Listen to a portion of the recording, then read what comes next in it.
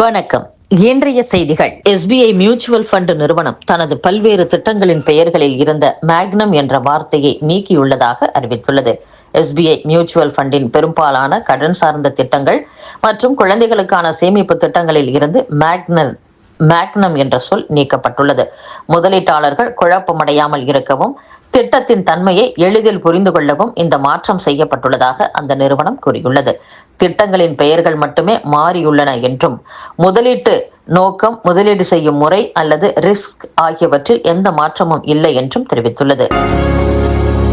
விநாயகர் சதுர்த்திக்கு வாழ்த்து சொல்ல முடியாத முதலமைச்சர் கிறிஸ்துமஸ் பண்டிகைக்கு மரத்துடன் செல்கிறார் என்று பாஜக கலை கலாச்சார பிரிவு மாநில செயலாளர் நடிகை கஸ்தூரி குற்றம் சாட்டியுள்ளார். திமுக ஆட்சியில் அரசியல் ரீதியாக கைதான முதல் பெண் நான் தான். இன்று திருப்பரங்குன்றம் முருகனை தரிசிக்கும் பாக்கியம் எனக்கு கிடைத்திருக்கிறது. 20 நாட்களாக மலைமேல் உள்ள காசி விஸ்வநாதர் கோவிலுக்கு செல்ல பாதையை திறக்கவில்லை. தர்காவில் சந்தனக்கூடு நடக்கிற காரணத்தால் திறந்து விட்டிருக்கிறார்கள். நீதிமன்றம், இந்து நம்பிக்கை, தீபத்தூண் எல்லாவற்றையும் அவமதிக்கிறீர்கள்.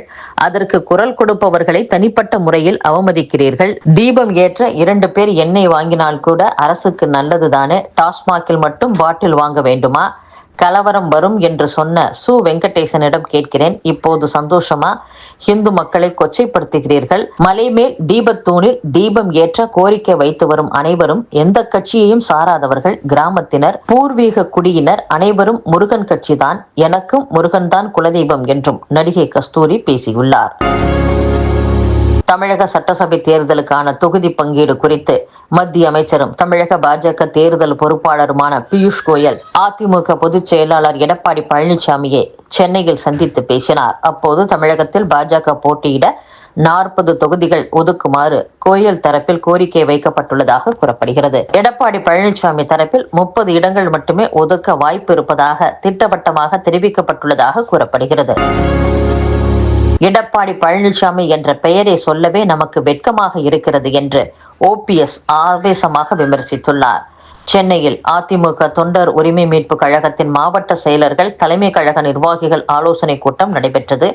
அதில் தொண்டர்கள் மத்தியில் OPS பேசும்போது 1972 தொண்டர்களுக்காக இந்த இயக்கத்தை எம்ஜிஆர் உருவாக்கினார். பின்னர் இந்த இயக்கத்தை தொண்டர்களுக்கான இயக்கமாக உருமாற்றி 3 முறை சட்டமன்ற தேர்தலில் போட்டியிட்டு யாராலும் தர முடியாத ஒரு சிறப்பான ஆட்சியை நாட்டு மக்களுக்கு அர்ப்பணித்தார்கள்.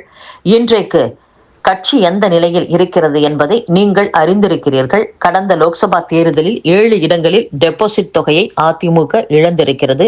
7 லோக்சபா தொகுதிகள் என்றால் 42 சட்டமன்ற தொகுதிகள் வருகிறது. 14 லோக்சபா தொகுதிகளில் 3வது இடத்திற்கு சென்று விட்டோம்.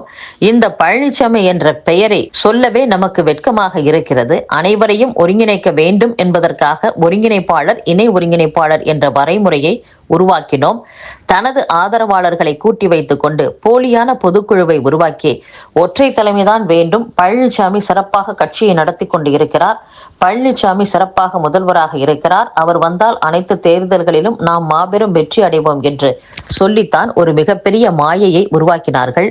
அதற்கு பின்னால் நடந்த 11 தேர்தல்களில் பழனிசாமி பொதுச் செயலாளராக பொறுப்பேற்ற பின்னால் அத்தனையிலும் தோல்வியடைந்தார். இந்த மாபெரும் இயக்கத்தை இன்று படுபாதாளத்தில் தள்ளி வைத்து இன்று அனைத்து அதிமுக தொண்டர்களும் வெம்பு வெதுங்கி என்ன செய்வது என்று திக்குமுக்காடி கொண்டு இருக்கிறார்கள். அந்த நிலையை உருவாக்கிய பழனிசாமிக்கு வருகின்ற காலங்களில் நாம் சரியான பாடத்தை புகட்ட வேண்டும் என்பதுதான் இன்றைய வரலாறு. ஆக நெடுநேரமாக உங்கள் கருத்துக்களை, உணர்வுகளை, உணர்ச்சிகளை தெரிவித்து இருக்கிறீர்கள். பல கூட்டங்களில் நாம் பல்வேறு பிரச்சனைகளை பேசி முடித்துவிட்டோம். இன்றைக்கு மக்கள் நம் மீது அக்கறை கொண்டு இருக்கிறார்கள் என்பதுதான் உண்மை. உங்களின் கருத்துக்களை அப்படியே நான் முன்மொழிகிறேன். இனி வரும் காலங்களில் தை பிறந்தால் வழிபிறக்கும் என்ற ஒற்றை சொல்லில் நிறுத்தி வருகை தந்து ஆதரவளித்த அனைவருக்கும் நன்றி என்று கூறினார். சமூக நல்லிணக்கத்தின் அடையாளமாக கிறிஸ்துமஸ் விழா திகழ்கிறது என்று முதலமைச்சர் மு.க. ஸ்டாலின் தெரிவித்துள்ளார். சமூக நல்லிணக்கத்தின் அடையாளமாக கிறிஸ்துமஸ் விழா திகழ்கிறது. ஒருவருக்கொருவர் அன்பை பரிமாறிக்கொள்ளும் விழா கிறிஸ்துமஸ். சிறுபான்மையின மக்களின் நலனுக்காக திமுக அரசு பாடுபட்டு வருகிறது. சமத்துவம், சகோதரத்துவத்தின் அடையாளமாக கிறிஸ்துமஸ் நிகழ்ச்சி நடைபெறுகிறது என்றும், நாட்டில் வாழும் சிறுபான்மையின மக்கள் அனைவரும் இன்றைக்கு என்ன விதமான அச்ச உணர்வோடு வாழ்ந்து கொண்டிருக்கிறார்கள் என்று நான் சொல்லித் தெரிய வேண்டிய அவசியம் இல்லை. இந்த நாட்டில் உள்ள குடிமக்களுக்கு அச்சத்தை வரவழைக்கக்கூடிய எதேச்சதிகார சக்திகளை எதிர்க்கிற திறன் திமுகவுக்குத்தான் இருக்கிறது என்றும் முதலமைச்சர் மு க ஸ்டாலின் பேசியுள்ளார். முதல்வர் போட்டியில் உதயநிதி இல்லை என்று இயற்கை வளங்கள் துறை அமைச்சர் ரகுபதி கூறியுள்ளார். புதுக்கோட்டையில் அவர் செய்தியாளர்களை சந்திக்கும் போது, திமுகவை எதிர்க்கும் ஒருமித்த கருத்துள்ளோர் எங்கள் அணியில் சேரலாம் என எடப்பாடி பழனிசாமி அழைப்பு விடுத்துள்ளார். ஓ பன்னீர்செல்வத்தையும் டிடிவி தினகரனையும் அவர் சேர்த்துக் கொள்வாரா? இரண்டாவது முறையாக ஸ்டாலினை முதல்வராக அமர்த்துவோம் என்று உதயநிதி தெளிவாக கூறிவிட்டார். எனவே முதல்வர் போட்டியில் உதயநிதி இல்லை. பொங்கல் பரிசாக 5000 ரூபாய் வழங்க வேண்டும் என்கிறார் எடப்பாடி பழனிசாமி. பொங்கலுக்கு நாங்கள் என்ன வழங்கப் போகிறோம் என்பது ரகசியம். திருப்பரங்குன்றத்தில் உள்ள சிக்கந்தர் தர்காவில் ஆண்டுதோறும் சந்தனக்கூடு விழா நடக்கிறது. அதனால் அனுமதி அளிக்கப்படுகிறது. திருப்பரங்குன்றத்தை வைத்து முதன்முறையாக தமிழ்நாட்டில் கால் ஊன்ற நினைத்து RSS பாஜக போட்ட திட்டம் அன்றைக்கே தோல்வியடைந்து விட்டது என்றும் அமைச்சர் ரகுபதி பேசியுள்ளார். இத்துடன் செய்திகள் நிறைவடைகின்றன. மீண்டும் நாளை சந்திப்போம். வணக்கம்.